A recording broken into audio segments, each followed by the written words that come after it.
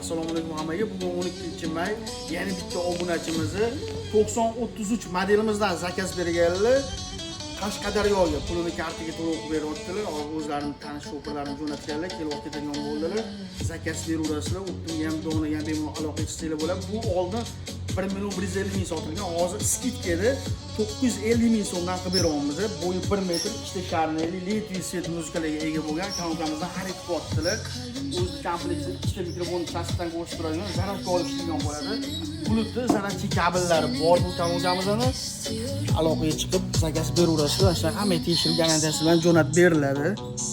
Ovozini eshitib ko'ring. Gülümsün, seni seviyorum, seviyorum. Sen benim